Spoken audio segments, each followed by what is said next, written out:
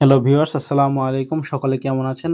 নাইম এগ্রোতে আজকে নতুন একটি ভিডিও নিয়ে আপনাদের সামনে হাজির হয়েছি। তো ভেবেছিলাম আজকে যেহেতু শুক্রবার ছুটির দিন, আমার অফিস নাই। তো ভেবেছিলাম খুব সুন্দর একটি ভিডিও নিয়ে হাজির হব।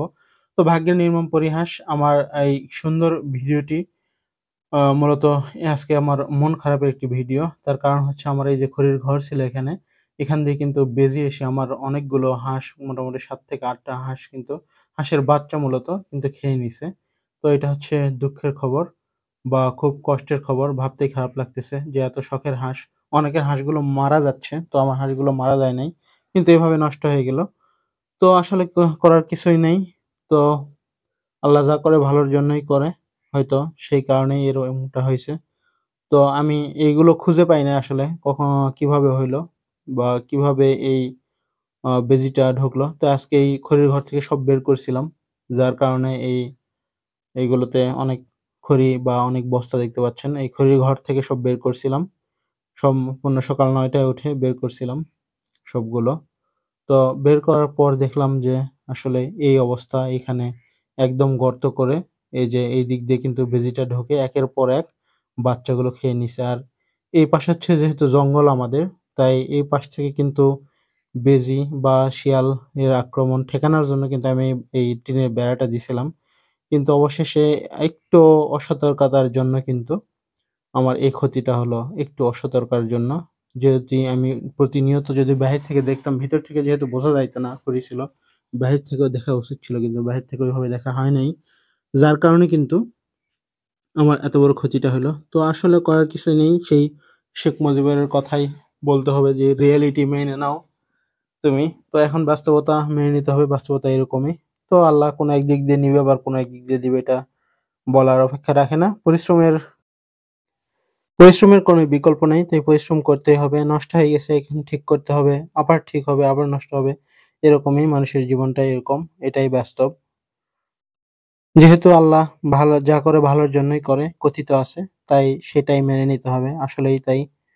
কোনো একটা মঙ্গলের জন্য এটা হইছে। আবার অনেকে বলে থাকে যে হাঁস-মুরগি বা গরু-ছাগলের অসুখ-বিসুখ হলে অনেক সময় বড় বিপদ কেটে যায়।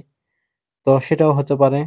বাড়ির কারো বিপদ, মানুষের কোনো বিপদ কেটে যায় হাঁস-মুরগির উপর দিয়ে। এটাও সত্য কথা হয়তো। তো সেটা নিয়ে আর মন খারাপের কোনো অবকাশ নেই। তো এই ঘরটা যখনই পরিষ্কার করছি, এখান থেকে প্রচুর তেলাপোকা বা বিভিন্ন ধরনের পোকামাকড় কিন্তু হাঁস-মুরগিরা খেয়ে নিচ্ছে, এবং এই পোকাগুলো কিন্তু হাঁস-মুরগির জন্য অনেক উপকারী। তো তারা আনন্দ করে খাচ্ছিল। তাদের মনে তো কোনো কষ্ট নাই। তারা যেহেতু বুঝতেছিল না কিছুই। তবে তারা আতঙ্কের মধ্যে ছিল যে এতগুলো হাঁস নাই, ৭ থেকে ৮ টা বাচ্চা নেই। তারাও একটু আতঙ্কের মধ্যে ছিল, এবং তারা ওই বেজিটা দেখছে। যার কারণে তারা একটু আতঙ্কের মধ্যে ছিল। তাই এই আজকে সকালবেলায় সব পরিষ্কার করলাম। তো আকাশটা অনেক মেঘলা ছিল। তাই চাচ্ছিলাম যে খুব দ্রুত এগুলো আবার সুন্দরভাবে উঠাইতে। তো ওই ফাঁকটা বন্ধ করে দিলাম, মুজাই দিলাম, এবং ওই পাশটায় আর কিছু রাখতেছি না। এই দেওয়ালের পাশটায় এখানে একটা মাচা করে, এখানে যে আমাদের খড়িগুলো ছিল, এই বস্তায় কিন্তু সেই অনেক আগের খড়ি। মানে এগুলো হচ্ছে গাছের গোড়া, গাছের গোড়ার ছোট, ছোট টুকরা। তো এগুলো অনেকদিন ধরে আছে। তো এখানে আবার রেখে দিলাম। গ্রামের বাড়ি আপনারা তো বোঝেনই। বিভিন্ন ধরনের খড়ি বা বিভিন্ন ধরনের জিনিস থাকে, লতাপাতা অনেক কিছুই থাকে। বিভিন্ন ধরনের বস্তা, খড়ি থাকে। এইগুলো পরিষ্কার করে আবার সেই আগের জায়গায় রাখলাম। তো আকাশটা খুব অ খারাপ হয়ে গেছে। আকাশটা অলরেডি বৃষ্টি কিন্তু চলেই আসছে। তো খুব দ্রুত এগুলো করতে হবে। তাই আর ভিডিও করার ঐরকম সময় নাই। তো এইগুলো আসলে মাথা ঘুরতেছিল কখন কি করব, যেহেতু বৃষ্টি আসতেছিল। এত কাজ। তো বৃষ্টিও আল্লাহর রহমত। যদি বৃষ্টি আসে তাতেও মন খারাপের কোনো কারণ নেই।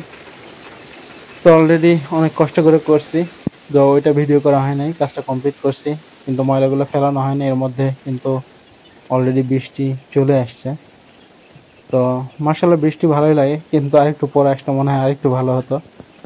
তো এত ভালো তো আর ভালো না। তাই এখনই চলে আসছে। তো এই হচ্ছে আমার ফাইনাল আউটলুক এই ঘরের। সব ফাঁকা বা সব ফুটা বন্ধ করে দিয়ে দিছি। তো এই হচ্ছে আমার খামার। মোটামুটি পরিষ্কার করে ফেলছি। আর এই হাঁসগুলো কিন্তু একদম গাছের ছায়া বা একটু টিনের নিচে যাচ্ছে বৃষ্টিতে যাতে গা না ভিজে। তো ওইদিকে যেহেতু বৃষ্টি আসছে ওইদিকের কাজ শেষ। এদিকে দেখলাম যে একটা কার্পেট ছিল বাসায়। তো এই কার্পেটটা একটু ধুইতে হবে। অ্যাঙ্গিনায় বিছাই দিলাম যেহেতু অ্যাঙ্গিনা আমাদের প্লাস্টার করা, পাকা করা। তো অ্যাঙ্গিনায় বিছাই দিয়ে এটা একটু পরিষ্কার করে রাখতেছিলাম। আবার এরপর হচ্ছে একটা যেহেতু বাসায় কিছু কাজ করা হয়েছিল, জানলা লাগানো হয়েছিল, এইগুলো ময়লা হয়েছিল। পুরাতন জানলা কেটে নতুন জানলা লাগানোর কারণে এই ওয়ারড্রোব গুলো ময়লা হয়েছিল। যার কারণে এই বৃষ্টিতে এগুলো ধুয়ে নিচ্ছিলাম। তো মাশাআল্লাহ বৃষ্টিও হচ্ছিল। আর যেহেতু এগুলো একটু ভারী কাজ, আ মেয়েরা সাধারণত ভারী কাজে একটু অনীহা প্রকাশ করে। যেহেতু আম্মা অনেক রান্নাবান্নার কাজ করতেছিল। তাই আমি এগুলো করতেছিলাম। তো মাশাআল্লাহ বৃষ্টি আরো জোরে আসলো। তো ধোয়া এটা শেষ। মনে করলাম যে এখন প্রায় গোসলের সময় হয়ে গেছে। যেহেতু আজকে শুক্রবার নামাজে যাইতে হবে। তো ভাবলাম একটু ব্যায়াম করে নিই। অনেকদিন ধরে ব্যায়াম করা হয় না। তো একটু ব্যায়াম করে নিলাম। আমার ভাগ্নি আসছিল এই সময়। ভাগ্নি ভিডিও গুলো করে দিছে আরকি। তো এই ব্যায়াম করা শেষ। এখন ভাবলাম যে এখন গোসলেরও সময় হয়েছে। গোসলটা করে নিই। তো শ্যাম্পু দিচ্ছিলাম। অনেকদিন পর বৃষ্টিতে ভিজতে ভালোই লাগতেছিল। তবে আমাদের ছেলেদের মিস করতেছিলাম। জুরাইজ বিশেষ করে ও থাকলে তো আমার সঙ্গে ভিজতই। তো এই বলতে আমার গোসলও প্রায় শেষের দিকে। তো এখন হয়তোবা নামাজে যেতে হবে। তো বৃষ্টি কোনোমতেই ছাড়তেছে না।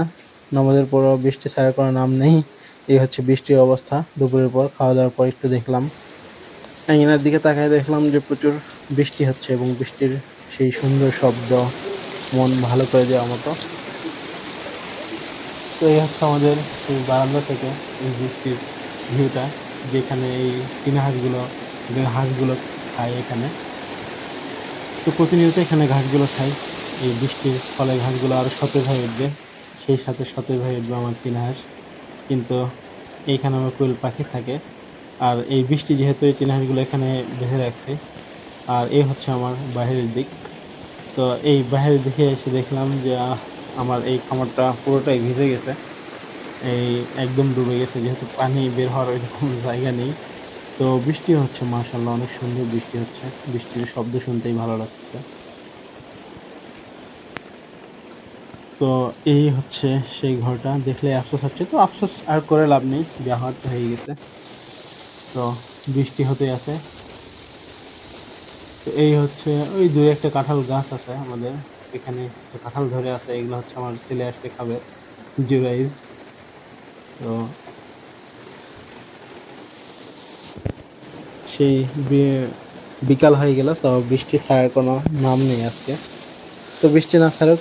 এই হচ্ছে বাহিরের দিক থেকে মানে আমার সেই ফার্মের দিক থেকে বাড়ির লোক। আর এই হচ্ছে সেই ঘাসগুলো, যে ঘাসগুলো এই হাঁসগুলো খায়। তো মাশাআল্লাহ সবাই দোয়া করবেন আমার হাঁসের বাচ্চাগুলোর জন্য। সবাই মাশাআল্লাহ বলবেন। আর এ হচ্ছে বাহিরে যখন একদম সন্ধ্যার আগ মুহূর্তে কিন্তু বৃষ্টি থামতেছে না আজকে। খুব সুন্দর লাগতেছে এবং বৃষ্টির শব্দ মনোমুগ্ধকর সেই এই দৃশ্যগুলো, গ্রামের এই দৃশ্যগুলো যারা শহরে থাকেন হয়তো এগুলো ফিল পাবেন।